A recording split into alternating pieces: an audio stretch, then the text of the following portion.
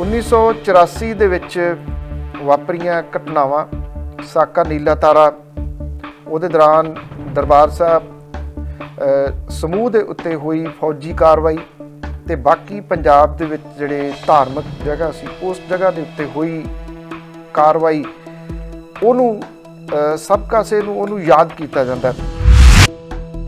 ਜਿਹੜਾ 4 ਜੂਨ ਹੈ ਉੱਥੇ ਜਿਹੜੀਆਂ ਗੁਰੂ ਗ੍ਰੰਥ ਸਾਹਿਬ ਦੀਆਂ ਜ਼ਖਮੀ ਹੋਈਆਂ ਬੀੜਾਂ ਸੀਗੀਆਂ ਉਹਨਾਂ ਨੂੰ ਡਿਸਪਲੇ ਕੀਤਾ ਗਿਆ। ਇਹ ਪਹਿਲੀ ਵਾਰੀ ਹੈ 37 ਸਾਲਾਂ ਦੇ ਵਿੱਚ। ਪਾਲ ਸਿੰਘ ਖਹਿਰਾ, ਜਗਦੇਵ ਸਿੰਘ ਕਮਾਲੂ ਤੇ ਪਿਰਮਲ ਸਿੰਘ ਇਹ ਤਿੰਨੇ ਜਿਹੜੇ ਕਿ ਆਮ ਆਦਮੀ ਪਾਰਟੀ ਤੋਂ ਜਿੱਤੇ ਸਨ MLA ਉਹ ਕਾਂਗਰਸ ਦੇ ਵਿੱਚ ਸ਼ਾਮਲ ਹੋ ਗਏ। ਤਾਂ ਕਿ ਕੀ ਸੋਸ਼ਲ ਮੀਡੀਆ ਦੇ ਉੱਤੇ ਆਇਆ ਹੋਇਆ ਇਹ ਜਿਹੜਾ ਭੁਚਾਲ ਹੈ ਉਹਨੂੰ ਇਉਂ ਲਿਆ ਜਾਵੇ ਕਿ ਸੁਖਪਾਲ ਸਿੰਘ ਖਹਿਰਾ ਹੋਰੀ ਬਹੁਤ ਵੱਡੀ ਗਲਤੀ ਕਰ ਗਏ ਨੇ। ਸੁਖਪਾਲ ਸਿੰਘ ਖਹਿਰਾ ਹੋਰਾਂ ਦਾ ਕਾਂਗਰਸ ਦੇ ਵਿੱਚ ਜਾਣਾ ਪੰਜਾਬ ਦੀ ਸਿਆਸਤ ਦੇ ਵਿੱਚ ਇੱਕ ਵਾਰੀ ਫੇਰ ਕਈ ਵੱਡੇ ਸਵਾਲ ਖੜੇ ਕਰਦਾ। ਅੱਗੇ ਘੱਟੋ ਘੱਟ ਇਹ ਹੁੰਦਾ ਸੀਗਾ ਇੱਕ ਦਿਨ ਵੀ ਜੇ ਸਾਲ ਦੇ ਵਿੱਚ ਹੋਇਆ ਪ੍ਰਵਾਸੀ ਪੰਜਾਬੀ ਸੰਮੇਲਨ ਹੋ ਗਿਆ ਉਹਨਾਂ ਦੀਆਂ ਮੁਸ਼ਕਲਾਂ ਦਾ ਜ਼ਿਕਰ ਹੁੰਦਾ ਸੀ। ਉਹਦੇ ਵਿੱਚ ਚਾਹੇ ਉਹ ਸਿੰਗਲ ਵਿੰਡੋ ਵਾਲੀ ਗੱਲ ਹੋਵੇ, ਗੱਲ ਹੀ ਹੁੰਦੀ ਸੀ, ਕਦੀ ਹੋਈਆਂ ਨਹੀਂ, ਇਹ ਇੰਪਲੀਮੈਂਟ ਨਹੀਂ ਹੋਈਆਂ, ਪਰ ਘੱਟੋ ਘੱਟ ਅਫਸਰ ਤਬਕਾ ਜਾਂ ਜਿਹੜੇ ਮਾਫੀਆ ਤਬਕਾ ਹੈ, ਭੂਮੀ ਮਾਫੀਆ ਜਿਹਦੇ ਵਿੱਚ ਆ ਜਾਂਦਾ, ਜਿਨ੍ਹਾਂ ਦੀ ਨਿਗਾਹ ਪ੍ਰਵਾਸੀ ਜਾਇਦਾਦਾਂ ਦੇ ਉੱਤੇ ਰਹਿੰਦੀ ਆ। ਇਹ ਮੌਜੂਦਾ ਸਰਕਾਰ ਦਾ ਆਪਾਂ 4.5 ਸਾਲ ਦਾ ਇਹ ਕਾਰਜਕਾਲ ਦੇਖੀਏ ਤੇ ਤੁਸੀਂ ਕਦੀ ਵੀ ਨਹੀਂ ਇਹ ਸੁਣਿਆ ਹੋਣਾ ਜਾਂ ਵੇਖਿਆ ਹੋਣਾ ਕਿ ਕੋਈ ਮੰਤਰੀ ਮੰਡਲ ਦੀ ਮੀਟਿੰਗ, ਕੋਈ ਫੈਸਲਾ ਅਜਿਹਾ ਲਿਆ ਜਾ ਰਿਹਾ ਜਿਹਦੇ ਵਿੱਚ ਪ੍ਰਵਾਸੀ ਪੰਜਾਬੀਆਂ ਦਾ ਕੋਈ ਜ਼ਿਕਰ ਨਜ਼ਰ ਆ ਰਿਹਾ। ਕੁਝ ਨਹੀਂ, ਕਦੀ ਵੀ ਨਹੀਂ। ਵਿਦੇਸ਼ਾਂ ਦੇ ਵਿੱਚ ਬੈਠੇ ਪੰਜਾਬੀ ਨੇ ਉਹ ਇਹ ਸੋਚਦੇ ਆ ਕਿ ਇੱਥੇ ਸਿਆਸੀ ਤਬਦੀਲੀ ਕਿਸੇ ਰੂਪ ਦੇ ਵਿੱਚ ਆਉਣੀ ਚਾਹੀਦੀ ਹੈ। ਕੀ ਇਹ ਸਮਝ ਲਿਆ ਜਾਵੇ ਕਿ ਹੁਣ ਸਿਆਸੀ ਤਬਦੀਲੀ ਨਹੀਂ ਆਊਗੀ, ਉਹੋ ਹੀ ਰਵਾਇਤੀ ਪਾਰਟੀਆਂ ਜਿਹੜੀਆਂ ਉਹ ਰਹਿਣਗੀਆਂ। ਇਹਦੇ ਵਿੱਚ ਸੋਸ਼ਲ ਮੀਡੀਆ ਦੇ ਉੱਤੇ ਵੀ ਇੱਕ ਉਹ ਵਰਗ ਆ ਗਿਆ ਜਿਹੜਾ ਬਿਨਾਂ ਮਤਲਬ ਤੋਂ ਫੂਕ ਛਕਾ ਦਿੰਦਾ ਤੇ ਫਿਰ ਉਹ ਨਾਲ ਦੀ ਨਾਲ ਉਹ ਫੂਕ ਕੱਢ ਵੀ ਦਿੰਦਾ ਕੁਝ ਸੈਕਿੰਡ ਦੇ ਵਿੱਚ। ਪਿਛਲੇ ਦਹਾਕਿਆਂ ਦੇ ਦੌਰਾਨ ਵਿਚਰਨ ਵਾਲੇ ਲੋਕ ਸੀ, ਸ਼ਾਇਦ ਉਹ ਸਮਝ ਗਏ ਇਹਨੂੰ, ਇਸ ਸਿਆਸਤ ਨੂੰ, ਇਸ ਸੋਸ਼ਲ ਮੀਡੀਆ ਦੀ ਸਿਆਸਤ ਨੂੰ, ਔਰ ਇਸ ਕਰਕੇ ਉਹ ਚੁੱਪ ਕਰ ਗਏ। ਉਹਨਾਂ ਦਾ ਚੁੱਪ ਕਰ ਜਾਣਾ ਅੱਜ ਪੰਜਾਬ ਦੇ ਵਾਸਤੇ ਇੱਕ ਵਾਰੀ ਫੇਰ ਖਤਰਨਾਕ ਜਿਹੜਾ ਉਹ ਰੂਪ ਧਾਰਨ ਕਰ ਰਿਹਾ ਹੈ। ਮੈਂ ਕਿਹਾ ਜਾਂਦਾ ਨਾ ਕਿ ਨਿਸ਼ਾਨ ਸਾਹਿਬ ਦਾ ਜਿਹੜਾ ਕਨਸੈਪਟ ਹੈ ਉਹ ਇੱਥੋਂ ਨਿਕਲਿਆ ਹੋਇਆ ਕਿ ਉੱਚਾ ਤਾਂ ਹੁੰਦਾ ਵੀ ਜਿੱਥੇ ਉਹ ਦਿਸਦਾ। ਕੋਈ ਵੀ ਲੋੜਵੰਦ ਵਿਅਕਤੀ ਉਹਦੇ ਵਾਸਤੇ ਇੱਕ ਨਿਸ਼ਾਨੀ ਹੈ ਕਿ ਉੱਥੇ ਘੱਟੋ ਘੱਟ ਉਹਨੂੰ ਰੋਟੀ ਮਿਲੂਗੀ ਤੇ ਰਹਿਣ ਦੀ ਠਾਰ ਮਿਲੂਗੀ। ਇਹ ਕਨਸੈਪਟ ਸੀ ਨਿਸ਼ਾਨ ਸਾਹਿਬ ਦਾ। ਕਿਸਾਨ ਅੰਦੋਲਨ ਦੇ ਵਿੱਚ ਇਹ ਗੱਲਾਂ ਬਹੁਤ ਵੱਡੇ ਪੱਧਰ ਦੇ ਉੱਤੇ ਚੱਲੀਆਂ। ਜਿਹੜੇ ਖਾਸ ਤੌਰ ਦੇ ਉੱਤੇ ਨੋਟਿਸ ਵੀ ਉਦੋਂ ਆਏ ਉਹਨਾਂ ਦੇ ਵਿੱਚ ਵੀ ਇਹ ਪੁੱਛਿਆ ਗਿਆ ਕਿ ਇਹ ਸੋਰਸ ਆਫ ਇਨਕਮ ਜਿਹੜਾ ਉਹ ਕੀ ਹੈ।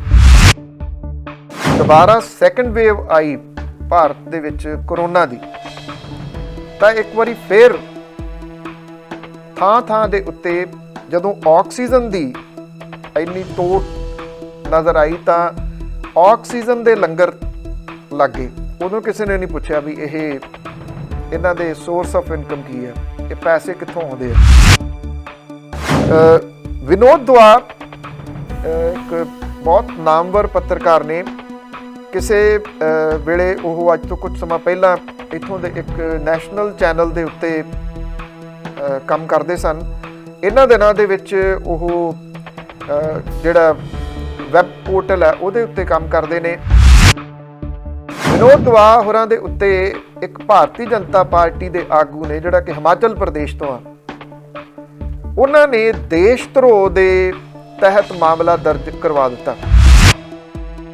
ਜੇ ਤੁਸੀਂ ਸਿਰਫ ਇਸ ਕਰਕੇ ਆਲੋਚਨਾ ਕਰਦੇ ਹੋ ਕਿ ਆਹ ਜਿਹੜੀ ਚੀਜ਼ ਹੈ ਇਹ ਆਮ ਲੋਕਾਂ ਦੇ ਹੱਕ ਦੇ ਵਿੱਚ ਨਹੀਂ, ਤਾਂ ਪੱਤਰਕਾਰਤਾ ਹੈ ਹੀ ਇਹ ਚੀਜ਼ ਕਿ ਜਿਹੜੇ ਲੋਕਾਂ ਕੋਲੇ ਕੋਈ ਪਲੇਟਫਾਰਮ ਨਹੀਂ ਹੈਗਾ, ਕੋਈ ਬੋਲਣ ਦੀ ਜਗ੍ਹਾ ਨਹੀਂ ਹੈਗੀ, ਉਹਨਾਂ ਦੀ ਆਵਾਜ਼ ਜਿਹੜੀ ਉਠਾਉਣੀ। ਜਿਹੜੇ ਪੱਤਰਕਾਰ ਭਾਰਤ ਦੇ ਵਿੱਚ ਇਸ ਤਰ੍ਹਾਂ ਦੀ ਆਵਾਜ਼ ਉਠਾਉਂਦੇ ਨੇ ਉਹਨਾਂ ਦੇ ਵਿੱਚੋਂ ਵਿਨੋਦ ਦੁਆ ਇੱਕ ਨੇ।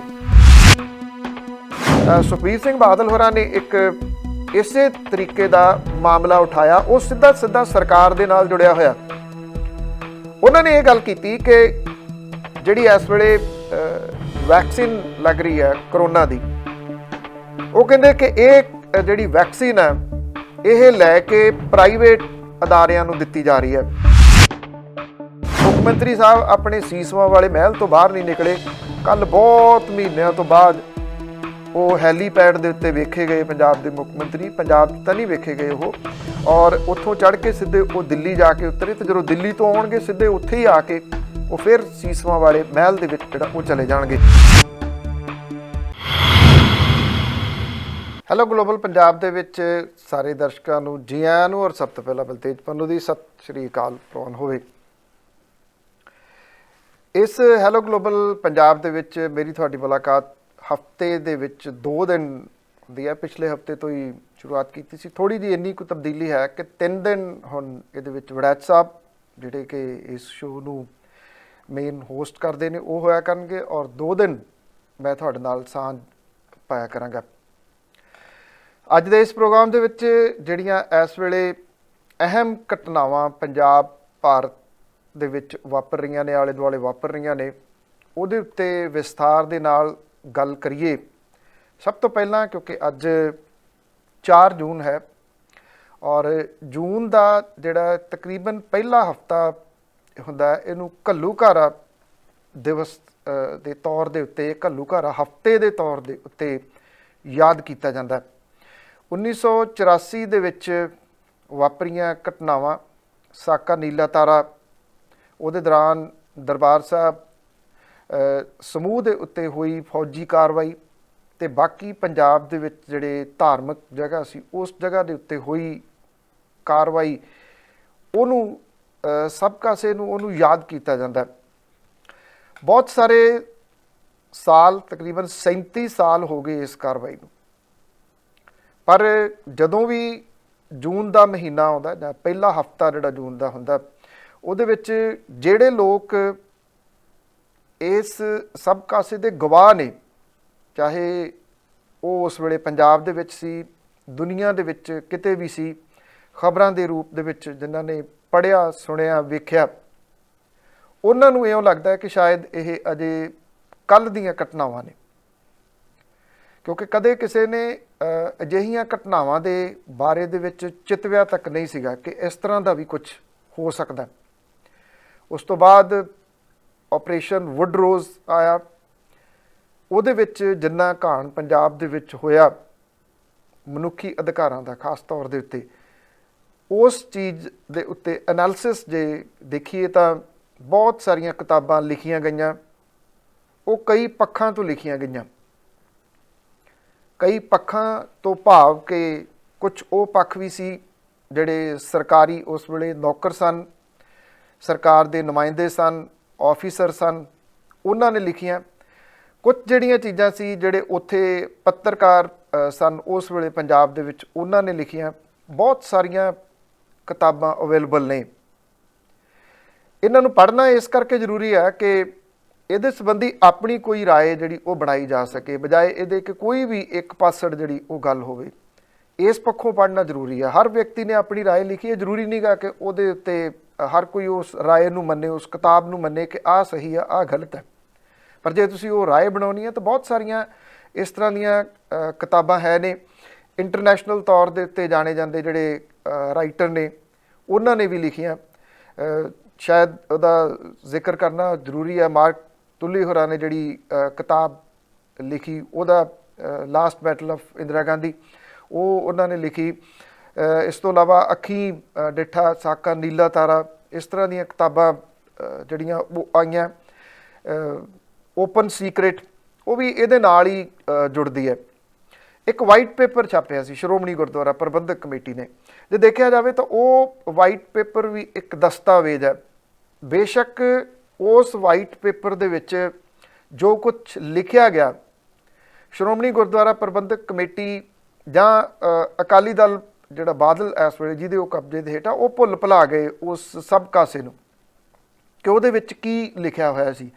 ਉਹ ਇਸ ਪੱਖੋਂ ਥੋੜ੍ਹਾ ਦਸਤਾਵੇਜ਼ ਹੈ ਕਿ ਉਹ ਸ਼ੁਰੂਆਤ ਕਰਦਾ 82-83 ਤੋਂ, ਕਿ ਕਿਸ ਤਰੀਕੇ ਦੀਆਂ ਘਟਨਾਵਾਂ ਵਾਪਰਨੀਆਂ ਸ਼ੁਰੂ ਹੁੰਦੀਆਂ ਨੇ, किस तरह के नारे ਅੰਮ੍ਰਿਤਸਰ ਦੇ ਵਿੱਚ लगते ने, ਉੱਥੇ रेलवे स्टेशन के उत्ते ਜਿਹੜਾ मॉडल लग्या ਉਹਨੂੰ ਤੋੜਿਆ ਜਾਂਦਾ, ਉਹ ਘਟਨਾਵਾਂ ਦੀ शुरुआत सी ਜਿਹੜੀਆਂ कि बाद ਦੇ ਵਿੱਚ ਇੱਥੋਂ तक पहुँच गईयां कि साका नीला तारा ਦੇ रूप ਦੇ ਵਿੱਚ ਜਿਹੜਾ ਸੀ ਉਹ ਸਾਰਾ कुछ होया।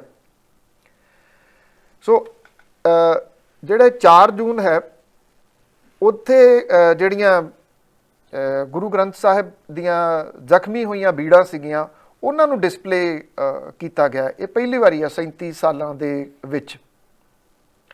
और 3 जून ਨੂੰ जे ਆਪਾਂ देखिए तो ਜਿਹੜੀਆਂ कुछ राजनीतिक घटनावां भी ਵੱਡੇ ਪੱਧਰ ਦੇ ਉੱਤੇ ਕੱਲ ਵਾਪਰੀਆਂ। पंजाब कांग्रेस की गल करिए, उदों पहला सुखपाल सिंह खैरा, जगदेव सिंह कमालू ते पिरमल सिंह, ये तिन्ने जिहड़े कि आम आदमी पार्टी तो जिते सन MLA, वो कांग्रेस दे विच शामिल हो गए। 3 जून उन्होंने क्यों चुनिया, ये उत्ते भी किंतु परंतु जिहड़े वो सोशल मीडिया के उत्ते लगातार हो रहे ने। सुखपाल सिंह खैरा होरी सोशल मीडिया के उत्ते बहुत एक्टिव ते चर्चित रहे ने, ये कोई शक नहीं। उन्हां दा जिहड़ा फेसबुक पेज है ਉਹਦੇ ਉੱਤੇ ਉਹ लगातार ਉਹਨਾਂ ਦੀ एक्टिविटी नज़र आउंदी रही है। कल कुछ ज़्यादा आई पर ਵੱਖਰੇ तरीके दे नाल। सुखपाल सिंह खैरा होरां दी ते उन्हां दे साथियां दी जदों कांग्रेस दे विच शमूलीयत हुंदी है, वो भी बड़े अजीबो गरीब तरीके दे नाल हुंदी है कि जिहड़ा हैलीपैड है उत्थे जाके वो कांग्रेस दे विच शामिल होण दा ऐलान करदे ने। सुखपाल सिंह खैरा होरी पहलां तां डिनाई करते रहे लगातार कि नहीं वो कांग्रेस दे विच शामिल नहीं हो रहे। इत्थों तक कि जो हैलीपैड वाल नूं जा रहे सी उदों भी पत्रकारां ने उन्होंने पूछा कि तुसीं कांग्रेस शामिल होण जा रहे हो, कहंदे नहीं मैं तो भलत्थ हलके दीआं समस्यावां लैके मुख्यमंत्री होरां नूं मिलण जा रहा। ये भी अपने आप दे विच सवाल ही सी कि एक विधायक समस्यावां लैके जा रहे ने अपने हलके दीआं ते वो भी हैलीपैड दे उत्ते दस्सण दे वास्ते। पता तो उदों लग रहा सी जदों कि जे देखा जाए तो बटाले तो जोड़े कांग्रेसी ने वो ये शिकायत कर रहे हैं कि 2 साल तो वो मिलण का समा मंग रहे सी, पर मुख्यमंत्री साहब ने उन्होंने मिलण का समा नहीं दिता। सुखपाल सिंह खैरा होरां दे कांग्रेस दे विच जाण दे नाल एक किस्म दे नाल उन्हां दे विरोध दे विच जिहड़ा वो सोशल मीडिया दे उत्ते भुचाल आया रहा इत्थे पंजाब दे विच जां जिथे जिथे पंजाबी वसदे ने उत्थे। हुण सवाल इत्थे ये आ जांदा कि की सोशल मीडिया दे उत्ते आया होया ये जिहड़ा भुचाल है उहनूं इउं लिया जावे कि सुखपाल सिंह खैरा होरी बहुत वड्डी गलती कर गए ने, जां ओह सियासत दे विच हुण उस हाशिए दे उत्ते चले जाणगे। हालांकि सोशल मीडिया दे उत्ते 100% यकीन नहीं किया जा सकता, पर इन्ना जरूर है कि जिहड़े जिहड़े सियासतदानां ने सोशल मीडिया के उत्ते जदों जदों भी यकीन किया उन्होंने बहुती वारी धोखा खादा। सुखपाल सिंह खैरा होर भी सोशल मीडिया के विचों जन्मे हुए आगू सन। इन्हां नूं देखा जाए तो ई नेता के तौर के उत्ते मैं कहना कि इलैक्ट्रॉनिक नेता ने, ग्राउंड के उत्ते घट, सोशल मीडिया के उत्ते ज़्यादा। सुखपाल सिंह खैरा होरां दा कांग्रेस दे विच जाना पंजाब की सियासत दे विच एक बारी फिर कई वड्डे सवाल खड़े करता। बहुत सारे पंजाबी खास तौर दे उत्ते वो पंजाबी जिहड़े कि विदेशों दे विच सैटल ने, वरियां तो उत्थे सैटल ने, जदों वो अपनी रोटी पानी कमाउण तो विहले हो के कुछ सोचते हैं तो पंजाब प्रति सोचते हैं। उन्हां दे मनां दे विच एक सवाल हमेशा रहिंदा कि कुछ तब्दीली सियासी रूप दे विच आवे। इहदे वास्ते वो तत्पर भी रहिंदे ने कि कुछ ना कुछ उत्थों फिर उहदे विचों सोशल मीडिया दे उत्ते जिहड़ी एक्टिविटी है वो नज़र आउंदी है। चाहे वो 2017 दीआं चोणां सी जिहदे विच ये पहली बारी होया कि बहुत वड्डी गिनती दे विच विदेशों तो पंजाबियां ने आके शमूलीयत की, जिहड़े नहीं आ सके उन्होंने किसी न किसी रूप दे विच शमूलीयत की। तो उदों जिहड़े प्रवासी पंजाबी सीगे वो रड़के पंजाब की सियासत दे विच बहुत रड़के। शायद यही कारण सीगा कि ਉਹਨਾਂ ਦੀ ਜਿਹੜੀ ਇਹ ਰੜਕ ਸੀ, ਉਹਨਾਂ ਦੀ ਸ਼ਮੂਲੀਅਤ ਜਿਹੜੀ ਸੀਗੀ ਇੱਥੇ ਪੰਜਾਬ ਦੀ ਸਿਆਸਤ ਦੇ ਵਿੱਚ, ਉਹ ਜਿਹੜੀਆਂ ਬਾਕੀ ਸਿਆਸੀ ਪਾਰਟੀਆਂ ਸੀ ਉਹਨਾਂ ਨੇ ਇਸ ਤਰੀਕੇ ਦੇ ਨਾਲ ਲਈ ਕਿ ਉਹ ਲਗਭਗ ਪ੍ਰਵਾਸੀ ਪੰਜਾਬੀਆਂ ਨੂੰ ਭੁੱਲ ਭੁਲਾਈ ਗਏ। ਨਹੀਂ ਤਾਂ ਪਿਛਲੇ ਜੇ ਤੁਸੀਂ 15 ਕੁ ਸਾਲ ਦੇ ਉੱਤੇ ਨਿਗਾਹ ਮਾਰੋ, ਚਾਹੇ ਕੈਪਟਨ ਅਮਰਿੰਦਰ ਸਿੰਘ ਹੋਰਾਂ ਦਾ 2002 ਤੋਂ 7 ਵਾਲਾ ਕਾਰਜਕਾਲ ਰਿਹਾ ਹੋਵੇ, ਚਾਹੇ ਫਿਰ 7 ਤੋਂ 17 ਵਾਲਾ ਰਿਹਾ ਹੋਵੇ, 17 ਵਾਲੇ 7 ਤੋਂ 17 ਵਾਲੇ 'ਚ ਅਖੀਰਲੇ 2 ਜਾਂ 3 ਸਾਲ ਛੱਡ ਦਿਓ ਤੇ ਲਗਭਗ ਹਰ ਸਾਲ ਪ੍ਰਵਾਸੀ ਪੰਜਾਬੀਆਂ ਦੇ ਵਾਸਤੇ ਇੱਕ ਦਿਨ ਜ਼ਰੂਰ ਮਨਾਇਆ ਜਾਂਦਾ ਹੁੰਦਾ ਸੀ। ਪਰ ਉਹ ਗਾਇਬ ਕਿਉਂ ਹੋ ਗਿਆ? ਉਹਦਾ ਪ੍ਰਮੁੱਖ ਕਾਰਨ ਸ਼ਾਇਦ ਇਹ ਸੀਗਾ ਕਿ ਜਿਹੜੀਆਂ ਇੱਥੇ ਸਿਆਸੀ ਧਿਰਾਂ ਨੇ ਉਹ ਇਹ ਸੋਚਦੀਆਂ ਨੇ ਕਿ ਜਿਹੜੇ ਬਾਹਰ ਬੈਠੇ ਲੋਕ ਨੇ ਉਹਨਾਂ ਨੂੰ ਇਸ ਤਰੀਕੇ ਦੇ ਨਾਲ ਤਾਂ ਵਰਤ ਲਿਆ ਜਾਵੇ ਕਿ ਜਦੋਂ ਅਸੀਂ ਵਿਦੇਸ਼ਾਂ ਦੇ ਵਿੱਚ ਜਾਣਾ ਉਹ ਸਾਨੂੰ ਘੁਮਾਉਣ ਫਿਰਾਉਣ ਚੰਗੀ ਜਗ੍ਹਾ ਦੇ ਉੱਤੇ, ਸਾਡੇ ਉੱਥੇ ਫੰਕਸ਼ਨ ਕਰਾ ਦੇਣ, ਸਾਡੇ ਉੱਥੇ ਸਮਾਗਮ ਕਰਾ ਦੇਣ, ਜਾਂ ਫਿਰ ਜਿਹਦੇ 'ਤੇ ਟੇਕ ਰਹਿੰਦੀ ਆ ਉਹ ਫੰਡਸ ਦੇ ਉੱਤੇ ਕਿ ਸਾਨੂੰ ਫੰਡਸ ਮਿਲਦੇ ਜਾਣ, ਉਹ ਸਵਾਲ ਨਾ ਕਰਨ। ਕਿਉਂਕਿ 16-17 ਦੇ ਵਿੱਚ ਸਵਾਲ ਹੋ ਗਏ। ਸਵਾਲ ਬਹੁਤ ਵੱਡੇ ਜਿਹੜੇ ਸੀ ਉਹ ਵਿਦੇਸ਼ਾਂ ਤੋਂ ਆਏ, ਪ੍ਰਵਾਸੀ ਪੰਜਾਬੀਆਂ ਦੇ ਵੱਲੋਂ ਆਏ। ਇੱਥੇ ਉਹਨਾਂ ਨੇ ਆਪਣੇ ਰਿਸ਼ਤੇਦਾਰਾਂ ਨੂੰ ਸਵਾਲ ਕੀਤੇ, ਇੱਥੇ ਰਹਿੰਦਿਆਂ ਨੂੰ ਤਬਦੀਲੀ ਦੇ ਵਾਸਤੇ। ਨਹੀਂ ਬਹੁਤਾ ਕੁਝ ਹੋ ਸਕਿਆ, ਉਹ ਆਪਣੀ ਜਗ੍ਹਾ ਦੇ ਉੱਤੇ ਆ, ਪਰ ਇਹ ਇੱਕ ਬਹੁਤ ਵੱਡਾ ਇਫੈਕਟ ਜਿਹੜਾ ਉਹ ਪੰਜਾਬ ਦੀ ਸਿਆਸਤ ਦੇ ਉੱਤੇ ਦੇਖਿਆ ਜਾ ਸਕਦਾ ਹੈ ਕਿ ਜਿਹੜੀ ਕਾਂਗਰਸ ਸੱਤਾ ਦੇ ਵਿੱਚ ਆਈ ਉਹਨੇ ਲਗਭਗ ਪ੍ਰਵਾਸੀ ਪੰਜਾਬੀ ਜਿਹੜੇ ਨੇ ਉਹ ਭੁਲਾ ਦਿੱਤੇ। ਇਹ ਇੱਕ ਅਸਲੀਅਤ ਹੈ ਕਿ ਪੰਜਾਬ ਦੇ ਵਿੱਚ ਬਹੁਤ ਸਾਰੀਆਂ ਜ਼ਮੀਨਾਂ, ਜੇ ਦੁਆਬੇ ਦੇ ਖੇਤਰ ਦੀ ਆਪਾਂ ਗੱਲ ਕਰੀਏ ਜਿੱਥੇ ਜ਼ਿਆਦਾ ਜਾਂ ਸਭ ਤੋਂ ਪਹਿਲਾਂ ਗਏ ਜਿਹੜੇ ਲੋਕ, ਉੱਥੇ ਸੇਲ ਦੇ ਉੱਤੇ ਲੱਗੀਆਂ ਹੋਈਆਂ ਨੇ। ਕਿਉਂਕਿ ਜਦੋਂ ਉਹ ਵਸਾਰ ਦਿੱਤੇ ਗਏ, ਅੱਗੇ ਘੱਟੋ ਘੱਟ ਇਹ ਹੁੰਦਾ ਸੀਗਾ ਇੱਕ ਦਿਨ ਵੀ ਜੇ ਸਾਲ ਦੇ ਵਿੱਚ ਹੋਇਆ ਪ੍ਰਵਾਸੀ ਪੰਜਾਬੀ ਸੰਮੇਲਨ ਹੋ ਗਿਆ, ਉਹਨਾਂ ਦੀਆਂ ਮੁਸ਼ਕਲਾਂ ਦਾ ਜ਼ਿਕਰ ਹੁੰਦਾ ਸੀ। ਉਹਦੇ ਵਿੱਚ ਚਾਹੇ ਉਹ ਸਿੰਗਲ ਵਿੰਡੋ ਵਾਲੀ ਗੱਲ ਹੋਵੇ, ਗੱਲ ਹੀ ਹੁੰਦੀ ਸੀ, ਕਦੀ ਹੋਈਆਂ ਨਹੀਂ, ਇਹ ਇੰਪਲੀਮੈਂਟ ਨਹੀਂ ਹੋਈਆਂ, ਪਰ ਘੱਟੋ ਘੱਟ ਅਫਸਰ ਤਬਕਾ ਜਾਂ ਜਿਹੜੇ ਮਾਫੀਆ ਤਬਕਾ ਹੈ, ਭੂਮੀ ਮਾਫੀਆ ਜਿਹਦੇ ਵਿੱਚ ਆ ਜਾਂਦਾ, ਜਿਨ੍ਹਾਂ ਦੀ ਨਿਗਾਹ ਪ੍ਰਵਾਸੀ ਜਾਇਦਾਦਾਂ ਦੇ ਉੱਤੇ ਰਹਿੰਦੀ ਆ, ਉਹ ਲੋਕ ਡਰਦੇ ਤਾਂ ਇਸ ਪੱਖੋਂ ਰਹਿੰਦੇ ਸੀਗੇ ਵੀ ਜਦੋਂ ਸਾਲ ਦੇ ਵਿੱਚ ਸਮਾਗਮ ਹੋਇਆ, ਜੇ ਇਹਨਾਂ ਲੋਕਾਂ ਨੇ ਉੱਥੇ ਆ ਕੇ ਆਪਣੀ ਗੱਲ ਸੁਣਾਤੀ, ਕਿਸੇ ਅਫਸਰ ਦਾ ਨਾਮ ਜਿਹੜਾ ਲੈਤਾ, ਤੇ ਉਹਦੇ ਵਾਸਤੇ ਮੁਸ਼ਕਲ ਖੜੀ ਹੋ ਸਕਦੀ ਹੈ। ਉਹ ਇਸ ਕਰਕੇ ਜਦੋਂ ਗਾਇਬ ਹੀ ਹੋ ਗਏ ਤੇ ਪ੍ਰਵਾਸੀ ਪੰਜਾਬੀਆਂ ਦੀਆਂ ਮੁਸ਼ਕਲਾਂ ਵੀ ਗਾਇਬ ਹੋ ਗਈਆਂ।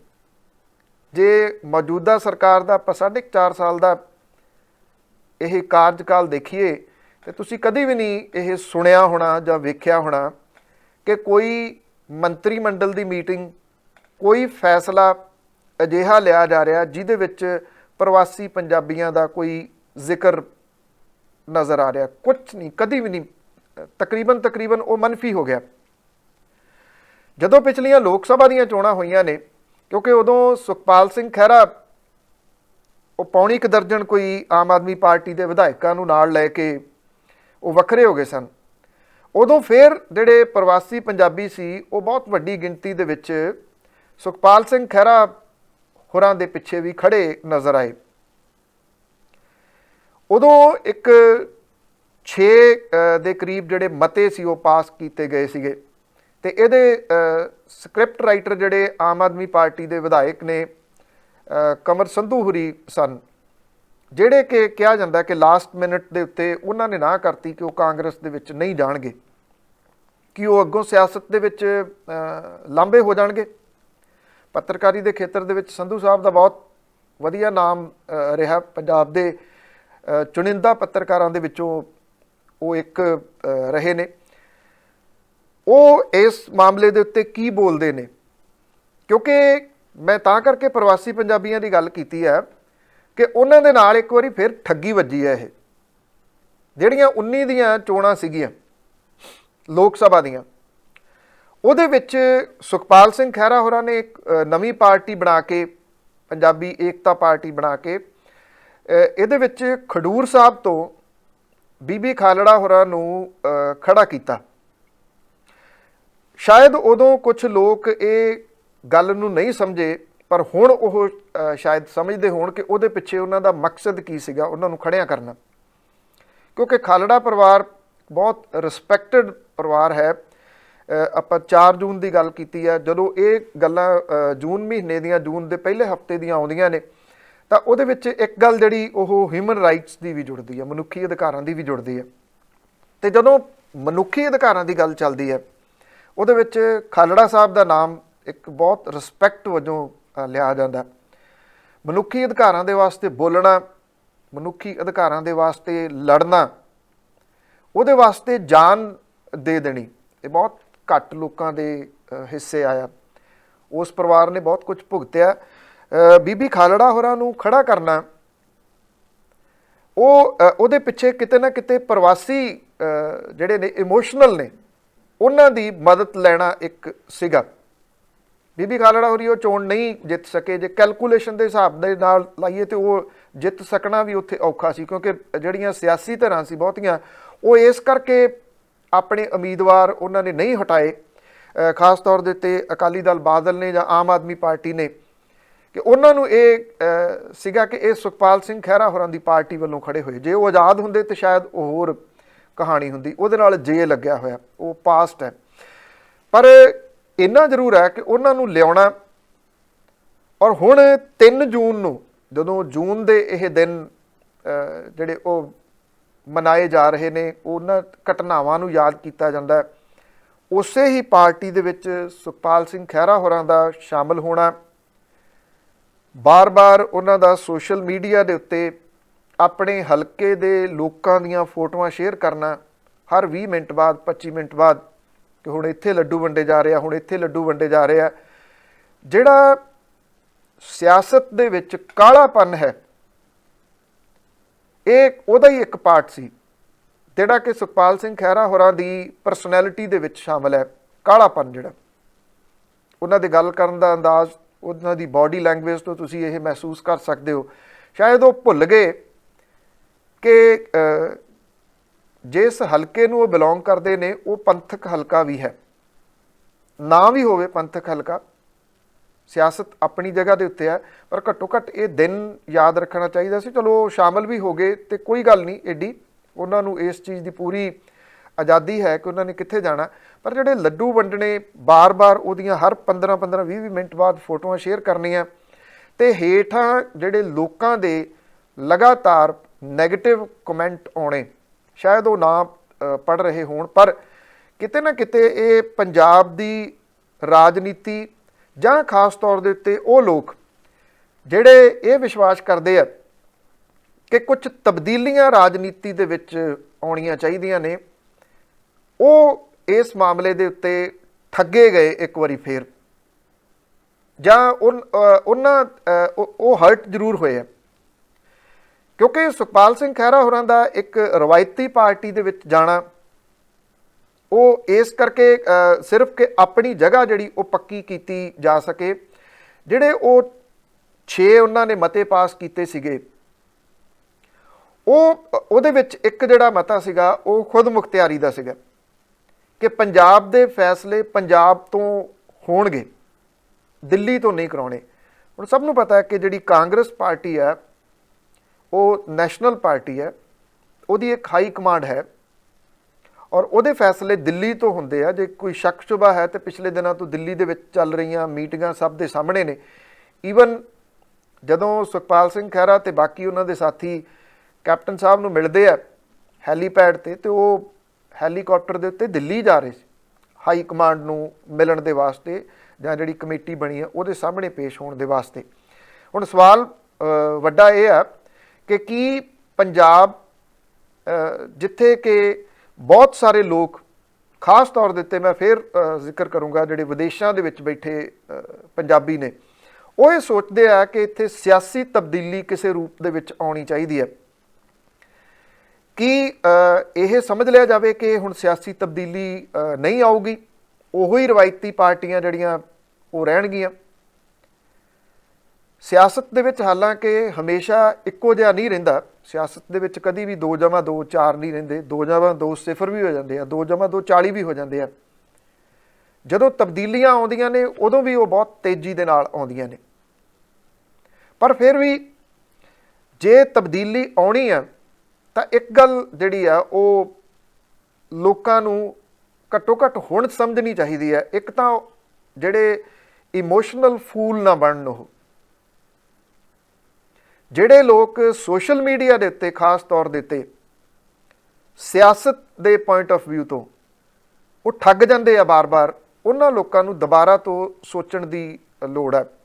ਉਹਨਾਂ ਨੂੰ ਆਪਣੀ ਸੋਚ ਦੇ ਵਿੱਚ ਥੋੜ੍ਹੀ ਮੈਚੋਰਿਟੀ ਲਿਆਉਣ ਦੀ ਜ਼ਰੂਰਤ ਹੈ, ਇਸ ਪੱਖੋਂ ਕਿ ਜਿੰਨੀ ਦੇਰ ਤੱਕ ਇਹ ਤਬਦੀਲੀਆਂ ਹੇਠਲੇ ਪੱਧਰ ਤੋਂ ਨਾ ਆਈਆਂ, ਹੇਠਲੇ ਪੱਧਰ ਕਹਿਣ ਤੋਂ ਭਾਵ ਕਿ ਜਿਹੜਾ ਨੌਜਵਾਨ ਤਬਕਾ ਹੈ, ਜੇ ਉਹ ਪੰਚੀ ਤੋਂ ਸ਼ੁਰੂ ਨਹੀਂ ਕਰਦਾ, ਪੰਚੀ ਸਰਪੰਚੀ ਤੋਂ ਸ਼ੁਰੂ ਨਹੀਂ ਕਰਦਾ, ਮਿਊਨਿਸਪੈਲਿਟੀ ਤੋਂ ਸ਼ੁਰੂ ਨਹੀਂ ਕਰਦਾ, ਹਰ ਵਿਅਕਤੀ ਇਹ ਨਾ ਸੋਚੇ ਸਿਆਸਤ ਦੇ ਵਿੱਚ ਤਬਦੀਲੀ ਲਿਆਉਣ ਵਾਲਾ ਕਿ ਮੈਂ MLA ਬਣਨਾ, ਛੇਤੀ ਤੋਂ ਛੇਤੀ ਮੈਨੂੰ MLA ਬਣਾ ਦਿਓ।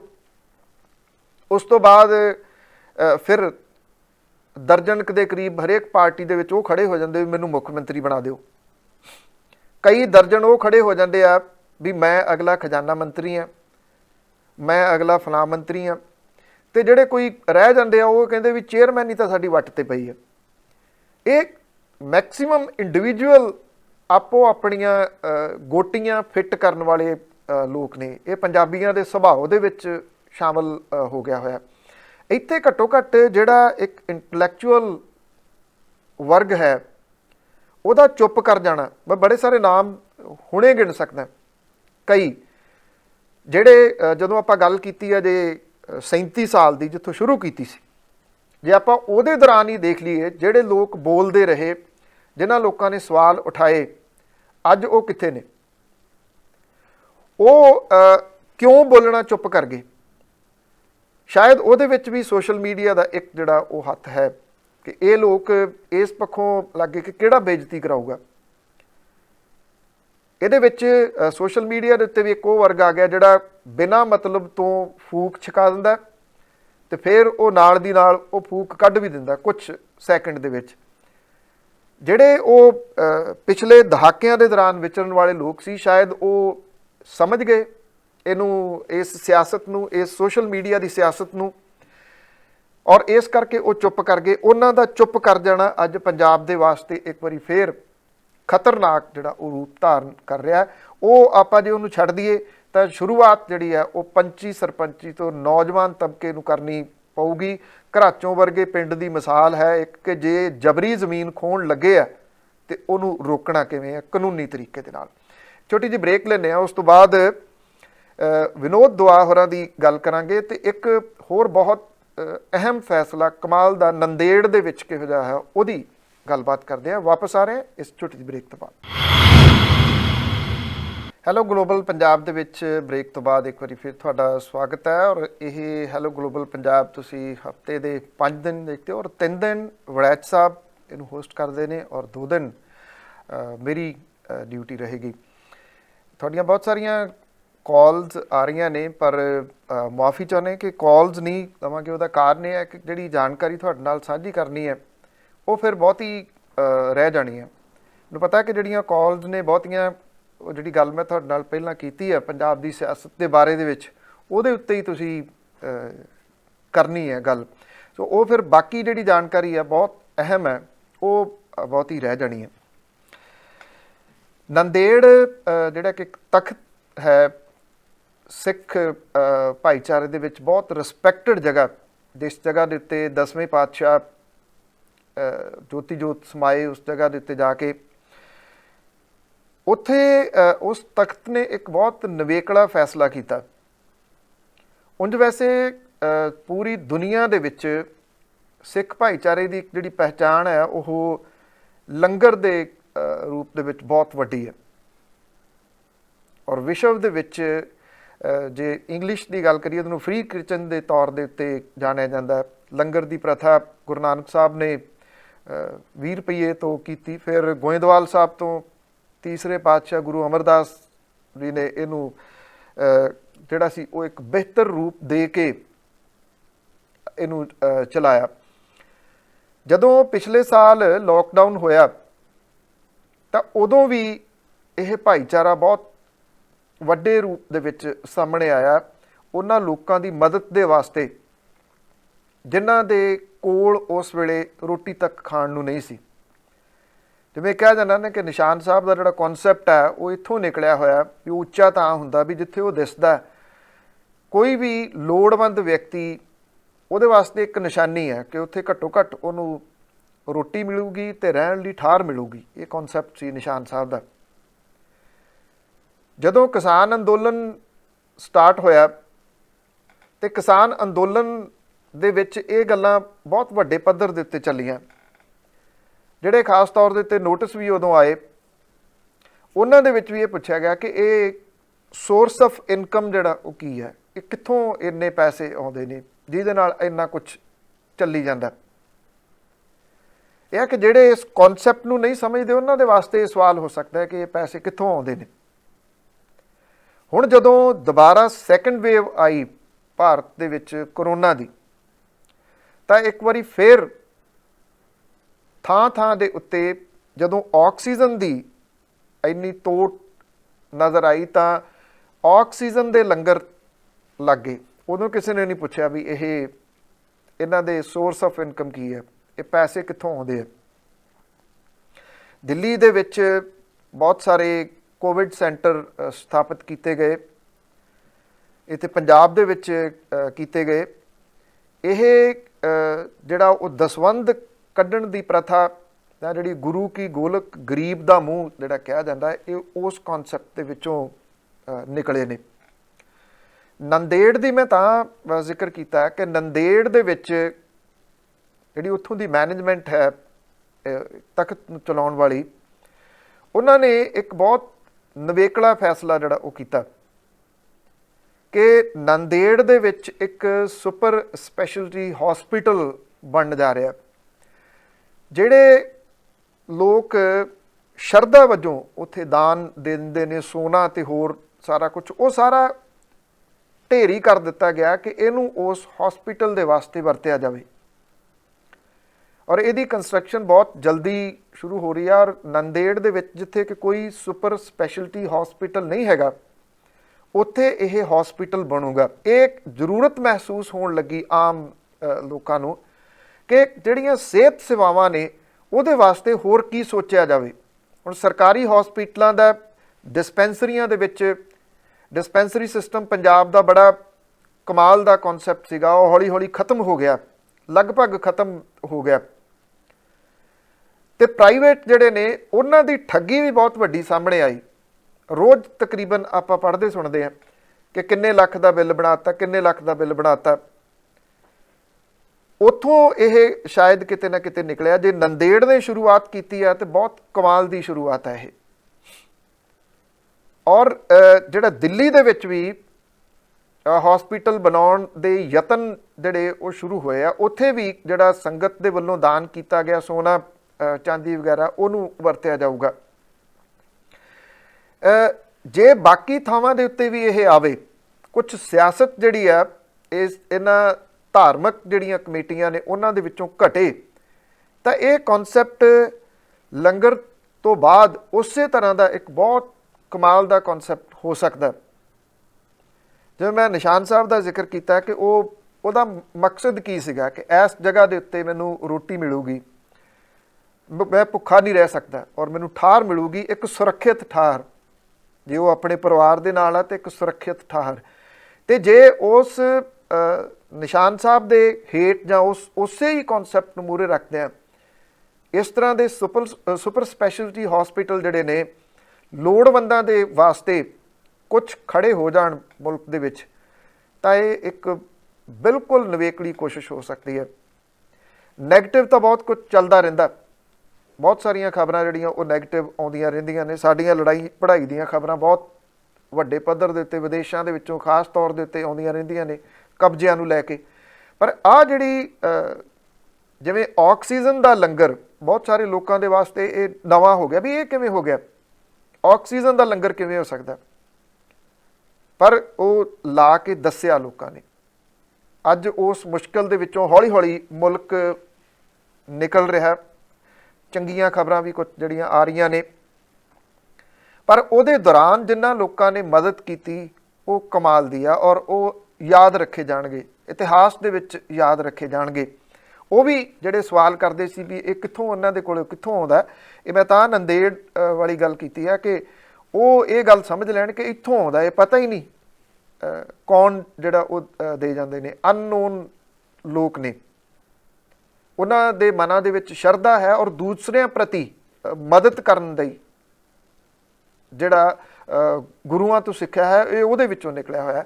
ਤੇ सोच के देखो जे लंगर ਦੇ ਨਾਲ ਨਾਲ ਆਉਂਦੇ ਸਮੇਂ ਦੇ ਦੌਰਾਨ डिस्पेंसरी सिस्टम जिहदा मैं जिक्र किया जां सुपर मल्टी स्पैशलिटी हॉस्पिटल तो हरेक जगह के उत्ते खुलने औखे ने, उन्होंने रन करना बहुत औखा, एडा सौखा नहीं गा, पर इंपॉसिबल कुछ नहीं गा। घट्टो घट्ट जिथे दान की प्रथा जिहड़ी इस तरह की होवे, दसवंध वाली जिहड़ी प्रथा होवे, उत्थे कोई एडा औखा नहीं गा। ये उहदे विचों निकलिया होया कॉन्सैप्ट है। जे नंदेड़ तो स्टार्ट होया, एक तख्त तो स्टार्ट होया, तो घट्टो घट्ट जिहड़े तख्त ने, हरेक तख्त के उत्ते एक सुपर स्पैशलिटी हॉस्पिटल का कॉन्सैप्ट आ जाए तो एक बिल्कुल वक्री तस्वीर जिहड़ी वो दे सकता है इस भाईचारे नूं।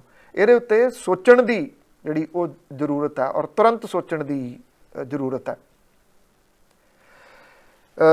विनोद दुआ एक बहुत नामवर पत्रकार ने, किसे वेले वो अज तो कुछ समय पहला इत्थों दे एक नैशनल चैनल दे उत्ते काम करते सन। इन्हां दिनां दे विच ओह जिहड़ा वैब पोर्टल है उहदे उत्ते काम करते ने, यूट्यूब दे उत्ते उन्हां दीयां वीडियोज़ तुसीं देखते होवोगे। बड़े ठरम्मे दे नाल स्टायर दे रूप दे विच गल करते ने, बहुत उच्ची आवाज़ दे विच बोलण वाले पत्रकार नहीं, पर अपनी गल खड़का के बोलण वाले पत्रकारां दे विच उन्हां दा नाम शामिल है। विनोद दुआ होरां दे उत्ते एक भारतीय जनता पार्टी दे आगू ने जिहड़ा कि हिमाचल प्रदेश तो आ, उन्हां ने देश धरोह दे तहत मामला दर्ज करवा दिता कि उन्हां ने किंतु परंतु सरकार दे उत्ते कीता। सरकार दी आलोचना करनी, उहदीआं पॉलिसियां दी आलोचना करनी बिना किसी शक दे ये कोई गुनाह नहीं गा। हाँ, उहदे विच एक स्टैंडर्ड होवे, जिवें वो कहंदे ने कि कित्थों तक तुसीं देखदे हो, बिलो दी बैल्ट नहीं। जे तुसीं सिर्फ इस करके आलोचना करदे हो कि आह जिहड़ी चीज़ है ये आम लोकां दे हक दे विच नहीं, तां पत्रकारिता है ही यह चीज़ कि जिहड़े लोकां कोले कोई प्लेटफार्म नहीं हैगा, कोई बोलण दी जगह नहीं हैगी, उन्हां दी आवाज़ जिहड़ी उठाउणी।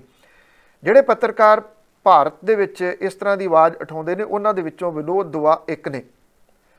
इहनूं चैलेंज उन्हां ने क्वैश्चन दे वास्ते पाया सी सुप्रीम कोर्ट दे विच। सुप्रीम कोर्ट ने जिहड़ा फैसला दिता वो मेरी जाचे पत्रकारां दे वास्ते, खास तौर दे उत्ते पत्रकार भाईचारे दे वास्ते, उन्हां दे वास्ते जिहड़े बोलदे ने, वैसे है गोदी मीडिया दे वास्ते भी एक चैलेंज वजों भी इन्ना भी डर के की रहना कि तुसी चापलूसी दीयां हद्दां ही जिहड़ियां वो टप जो, इस करके कि तुसी सुरक्षित रहो। सुप्रीम कोर्ट ने इहदी क्वैश्चनिंग कीती है, ये कहा कि उन्हां दे उत्ते देश धरोह दा मुकदमा बनदा ही नहीं। ਇਹਦੇ ਵਿੱਚ ਜਿਹੜਾ हवाला दिता गया वो बड़ा पुराना हवाला है, 1968 का केदारनाथ का मामला दिता गया। यह बिहार दे विच बेगूसराय एक एरिया पैंदा और बेगूसराय दे सन केदारनाथ, उन्होंने उदों आलोचना की सी बिहार की सरकार की। बिहार दे विच उदों कांग्रेस की सरकार हुंदी सी और उन्होंने ये कहा सीगा कि जिहड़ियां उदों की कांग्रेस सरकार दीयां पॉलिसियां सीगियां वो आम लोकां नूं हर्ट करन वालियां ने, इन्नियां गल्लां उन्होंने कीतियां सी। तो उन्हां दे उत्ते उदों देश धरोह दा मुकदमा दर्ज हो गया सी। सुप्रीम कोर्ट दे विच आज़ादी तो बाद जिस मुकदमे का चर्चा होया सी, बहुत बहस हुई सी, वो ये मामला सी 1968 वाला। उहदा हवाला दिता गया सुप्रीम कोर्ट दे हुण कल आए फैसले दे विच।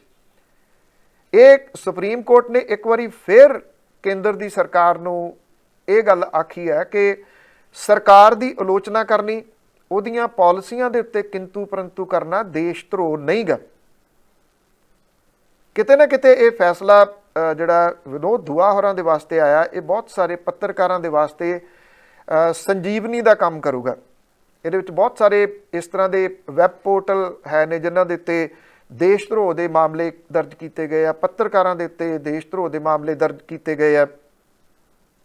ਜਦੋਂ ਇੱਕ ਨੌਜਵਾਨ ਦੀ ਡੈਥ ਹੋਈ ਸੀ ਕਿਸਾਨ ਅੰਦੋਲਨ ਦੇ ਦੌਰਾਨ, ਮਹਿਜ਼ ਇਸ ਗੱਲ ਦਾ ਟਵੀਟ ਕਰ ਦੇਣਾ ਕਿ ਉਹਦੀ ਮੌਤ ਪੁਲਿਸ ਦੀ ਗੋਲੀ ਦੇ ਨਾਲ ਹੋਈ ਹੈ, ਉਸ ਮਾਮਲੇ ਦੇ ਉੱਤੇ ਵੀ ਦੇਸ਼ ਧਰੋਹ ਦਾ ਪਰਚਾ ਜਿਹੜਾ ਉਹ ਦਰਜ ਹੋ ਗਿਆ ਸੀ। ਉਹ ਚੱਲ ਰਿਹਾ ਅਜੇ ਮਾਮਲਾ। ਤਾਂ ਉਮੀਦ ਹੈ ਕਿ ਸੁਪਰੀਮ ਕੋਰਟ ਦੇ ਵੱਲੋਂ ਇਹ ਜਿਹੜਾ ਆਇਆ ਫੈਸਲਾ, ਉਹ ਪੱਤਰਕਾਰ ਜਿਹੜੇ ਸਿਰਫ ਆਲੋਚਨਾ ਕਰਨ ਲਈ ਨਹੀਂ ਕਰਦੇ, ਉਹ ਇਸ ਕਰਕੇ ਆਲੋਚਨਾ ਕਰਦੇ ਆ ਕਿ ਇਹ ਪਾਲਿਸੀਜ਼ ਗਲਤ ਨੇ ਇਸ ਜਗ੍ਹਾ ਦੇ ਉੱਤੇ, ਜਿਹੜੀਆਂ ਕਿ ਹਰਟ ਕਰ ਰਹੀਆਂ ਨੇ ਆਮ ਲੋਕਾਂ ਨੂੰ। ਉਹਨਾਂ ਦੇ ਵਾਸਤੇ ਇਹ ਇੱਕ ਸੰਜੀਵਨੀ ਦਾ ਕੰਮ ਜਿਹੜਾ ਉਹ ਕਰੂਗਾ। ਤੇ ਜਿਹੜੀ ਗੱਲ ਟੀਕਿਆਂ ਦੀ ਵੀ ਕੁਝ ਕਰ ਲਈਏ। ਟੀਕਿਆਂ ਦੇ ਉੱਤੇ ਬੜੀ ਸਿਆਸਤ ਹੋ ਰਹੀ ਹੈ। ਇੱਕ ਤਾਂ ਜਿਹੜੇ ਇੱਕ ਸਾਬਕਾ ਕ੍ਰਿਕਟਰ ਨੇ ਤੇ ਅੱਜ ਕੱਲ੍ਹ ਉਹ ਭਾਰਤੀ ਜਨਤਾ ਪਾਰਟੀ ਦੇ ਮੈਂਬਰ ਪਾਰਲੀਮੈਂਟ ਨੇ, ਗੌਤਮ ਗੰਭੀਰ, ਉਹਨਾਂ ਦੀ ਇੱਕ ਫਾਊਂਡੇਸ਼ਨ ਬਣਾਈ ਹੋਈ ਹੈ।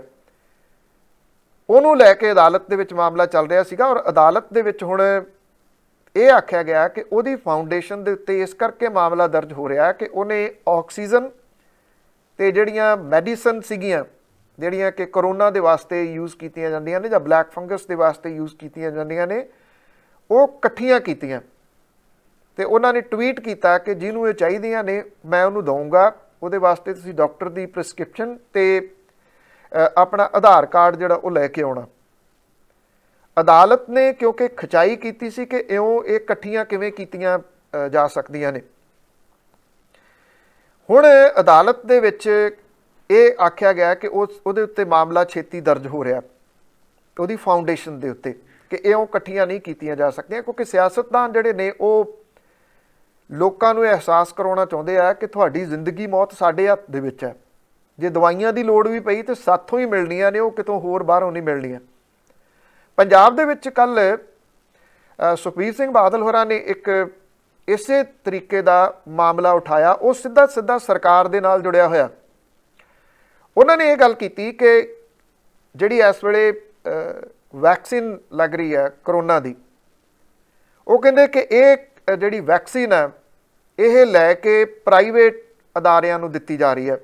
ਉਹਦੇ ਵਿੱਚ ਉਹਨਾਂ ਨੇ ਜਿਹੜੇ ਮੁੱਖ ਸਕੱਤਰ ਨੇ ਉਹਨਾਂ ਦੇ ਟਵੀਟ ਸਾਂਝਾ ਕੀਤਾ ਕਿ ਉਹਨਾਂ ਨੇ ਇਹ ਕਿਉਂ ਕਿਹਾ ਕਿ ਫਲਾਂ ਜਗ੍ਹਾ ਦੇ ਉੱਤੇ ਲਵਾਈ ਜਾ ਸਕਦੀ ਹੈ, ਕਿਉਂਕਿ ਵੈਕਸੀਨ ਨੂੰ ਲੈ ਕੇ ਤਾਂ ਸੁਪਰੀਮ ਕੋਰਟ ਦੀਆਂ ਟਿੱਪਣੀਆਂ ਬਹੁਤ ਅਹਿਮ ਸਨ ਜਿਹੜੀਆਂ ਪਿਛਲੇ ਹਫ਼ਤੇ ਆਈਆਂ ਔਰ ਇਸੇ ਹਫ਼ਤੇ ਆਈਆਂ ਔਰ ਉਹਨੇ 2 ਹਫ਼ਤਿਆਂ ਦੇ ਵਿੱਚ ਕੇਂਦਰ ਦੀ ਸਰਕਾਰ ਤੋਂ ਜਵਾਬ ਮੰਗਿਆ ਸਾਰੇ ਦਾ ਸਾਰਾ। ਤੁਹਾਨੂੰ ਪਤਾ ਹੀ ਆ ਉਹਦੇ ਵਿੱਚ ਕੀ ਕੁਛ ਹੈ ਕਿ ਦੱਸੋ 35,000 ਕਰੋੜ ਰੁਪਈਆ ਕਿੱਥੇ ਖਰਚਿਆ, ਤੁਸੀਂ ਵੈਕਸੀਨੇਸ਼ਨ ਕਿਵੇਂ ਕਰ ਰਹੇ ਹੋ, ਪਿੰਡਾਂ 'ਚ ਕਿੰਨੀ ਲੱਗ ਰਹੀ ਹੈ, ਸ਼ਹਿਰਾਂ 'ਚ ਕਿੰਨੀ ਲੱਗ ਰਹੀ ਹੈ। ਇੱਥੇ ਪੰਜਾਬ ਦੇ ਵਿੱਚ ਸੁਖਬੀਰ ਸਿੰਘ ਬਾਦਲ ਹੋਰਾਂ ਨੇ ਜਿਹੜਾ ਇਹ ਮਸਲਾ ਚੁੱਕਿਆ, ਮਾਮਲਾ ਬਹੁਤ ਗੰਭੀਰ ਹੈ। ਜੇ ਉਹਨਾਂ ਦੀ ਗੱਲ ਮੰਨੀਏ ਕਿ ਸਰਕਾਰ ਵੈਕਸੀਨ ਲੈ ਕੇ ਪ੍ਰਾਈਵੇਟ ਹਸਪੀਟਲਾਂ ਨੂੰ ਵੇਚ ਰਹੀ ਹੈ, ਉਹਦੇ ਵਿੱਚੋਂ ਮੁਨਾਫਾ ਕਮਾ ਕੇ, ਤੇ ਅੱਗੋਂ ਬਿਨਾਂ ਕਿਸੇ ਸ਼ੱਕ ਦੇ ਉਹ ਪ੍ਰਾਈਵੇਟ ਹਸਪੀਟਲ ਉਹ ਮੁਨਾਫਾ ਹੋਰ ਕਮਾ ਕੇ ਅੱਗੇ ਲੋਕਾਂ ਨੂੰ ਲਾ ਰਹੇ ਆ। ਦਿੱਲੀ ਦੇ ਵਿੱਚ ਤੁਸੀਂ ਸੁਣਿਆ ਹੋਣਾ ਕਿ 5 ਸਟਾਰ ਹੋਟਲ ਜਿਹੜੇ ਆ ਉਹ ਇਹ ਕਹਿੰਦੇ ਆ ਕਿ ਆਓ ਇੱਥੇ ਤੁਸੀਂ ਰਹੋ ਇੱਕ ਰਾਤ,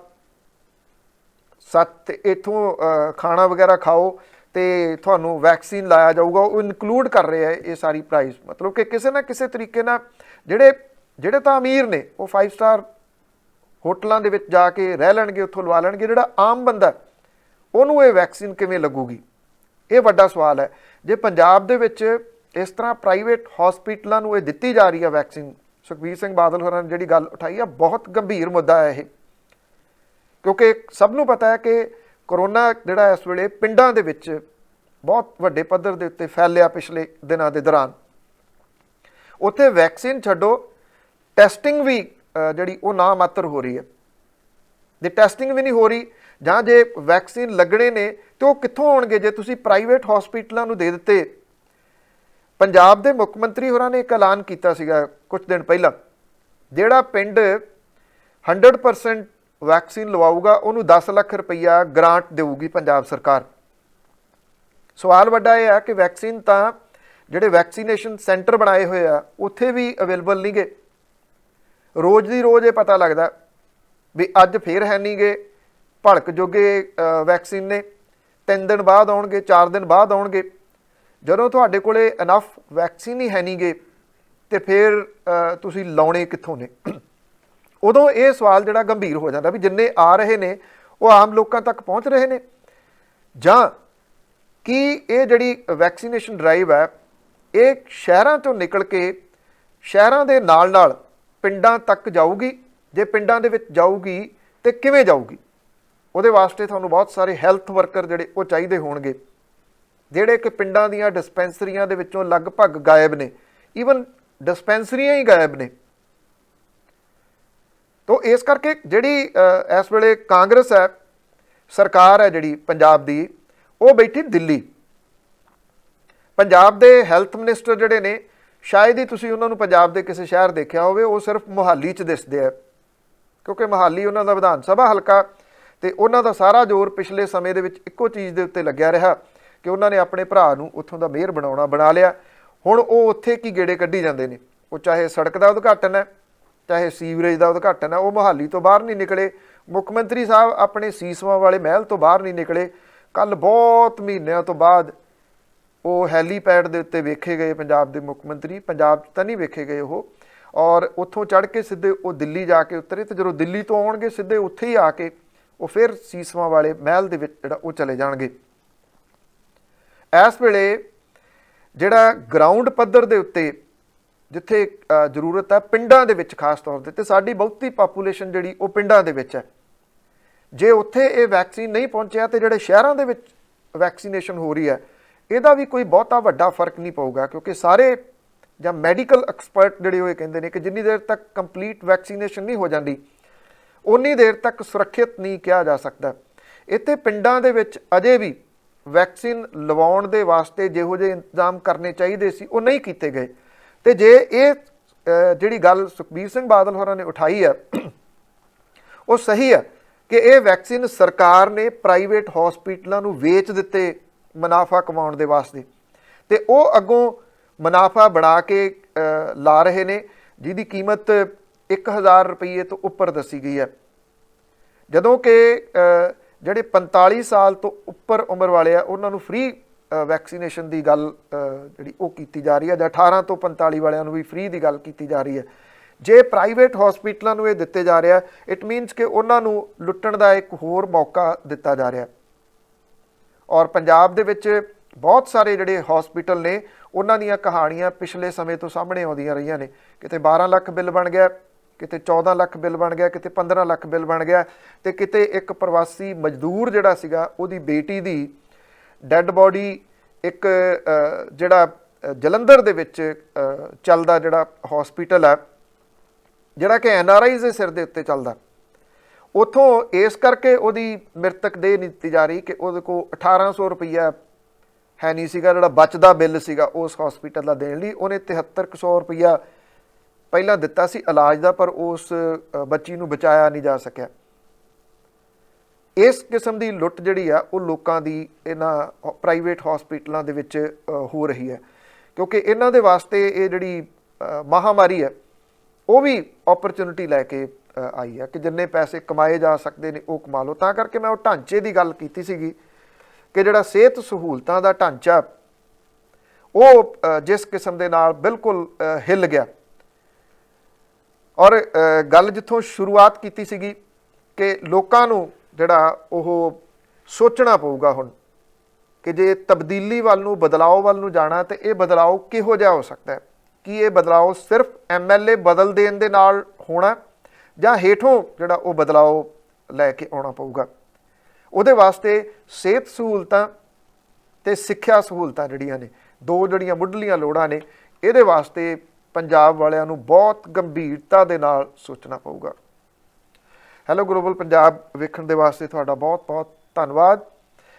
2 ਦਿਨ ਮੇਰੀ ਤੁਹਾਡੀ ਮੁਲਾਕਾਤ ਰਹੂਗੀ ਔਰ 3 ਦਿਨ ਜਿਹੜਾ ਵੜੈਚ ਸਾਹਿਬ ਇਸ ਪ੍ਰੋਗਰਾਮ ਨੂੰ ਹੋਸਟ ਕਰਨਗੇ।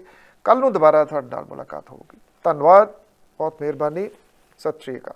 ਹੁਣ ਤੁਸੀਂ ਦੇਖ ਸਕਦੇ ਹੋ ਗਲੋਬਲ ਪੰਜਾਬ ਟੀਵੀ ਨੂੰ ਡਾਊਨਲੋਡ ਕਰੋ ਸਾਡੀ ਐਪ ਐਂਡਰੋਇਡ ਜਾਂ iOS ਤੇ ਫ੍ਰੀ ਵਿੱਚ, roku ਅਤੇ Amazon Fire TV ਤੇ ਜਾਂ Apple TV ਤੇ।